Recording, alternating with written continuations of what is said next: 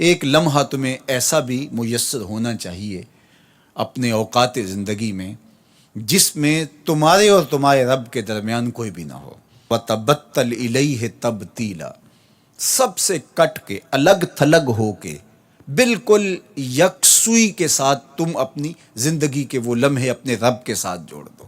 جس طرح ایک روایت میں فرمایا لی مع اللہ وقت لا یسعنی فیہ نبی مرسل ولا ملک مقرب، میرا اور میرے رب کا معاملہ کبھی ایسا ہوتا ہے درمیان میں نہ کوئی فرشتہ ہوتا ہے نہ کوئی رسول اور پیغمبر ہوتا ہے، وہاں میرا اور میرے رب کا ہی معاملہ ہوتا ہے۔ تو یہ یکسوئی کے لمحات ہیں، تو ہمیں بھی حضور علیہ الصلوۃ والسلام کے سینے سے نور لے کے اپنی زندگی میں کچھ ایسے اوقات مقرر کرنے چاہیے، اور وہ بہترین وقت میرے رب نے خود بیان فرمایا ناشیۃ اللیل ہے، وہ سحری کا وقت ہے، وہ رات کے لمحے ہیں، وہ پچھلے پہر کی مبارک گھڑیاں ہیں جب رحمتیں چھم چھم اتر رہی ہوتی ہیں اور اللہ کی رحمتیں بندے کا استقبال کر رہی ہوتی ہیں۔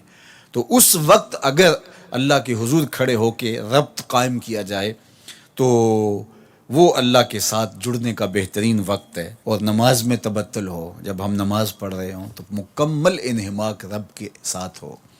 سیدنا علی المرتضیٰ رضی اللہ تعالیٰ عنہ کے بدن میں تیر لگا ہے اور وہ نماز میں مصروف ہیں اور تیر نکال لیا جاتا ہے، جب سلام پھرتا ہے تو پھر آپ کو پتہ چلتا ہے کہ یہ تو جو ہے وہ تیر تھا جو نکال لیا گیا۔ تو یہ انہماک ہے، رب کے ساتھ انہماک۔ اور وہ فرمایا گیا حدیث جبریل میں کہ اپنے رب کی اس طرح عبادت کرو کہ گویا تم اسے دیکھ رہے ہو، اور اگر یہ کیفیت پیدا نہیں ہوتی تو کم از کم یہ کیفیت تو ہو کہ وہ تمہیں دیکھ رہا ہے۔ فَاتَّخِذْهُ وَكِيلًا، اور اسی کو کارساز بناؤ، اسی پر توکل، اسی پر بھروسہ، اپنے امور اسی کے سپرد کرو۔ جب اپنے امور اپنے رب کے سپرد کرنے کا مزاج پیدا ہو جاتا ہے، زندگی سوکھی ہو جاتی ہے۔ تدبیر کریں، اس کے لیے حکمت عملی ضرور آپ وضع کریں، لیکن کچھ کام کر کے اللہ پہ چھوڑ دیں۔ اور توکل بھی یہی ہے کہ آپ گھٹنا بھی باندھیں اور سپرد اللہ کے کر دیں، اسی کی طرف سے کام ہوتے ہیں اور وہی کارساز حقیقی ہے۔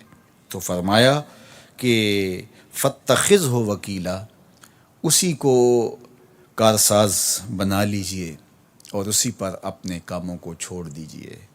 جو کشتیاں اس کے نام پر ڈال دی گئیں وہ ڈوبتی نہیں ہیں، وہ منزل تک، ساحل تک پہنچتی ہیں۔ تو ہمارا تو اتنا ہی کام ہے کہ کشتی ڈال دی، لیکن اس کو پار لگانا تو اسی کا کام ہے۔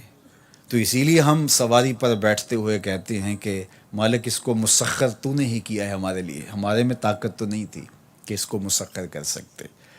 تو یہ اس کے کرم سے ہوتا ہے، تو وہ اگر چاہے تو کوئی مشکل نہیں ہوتی۔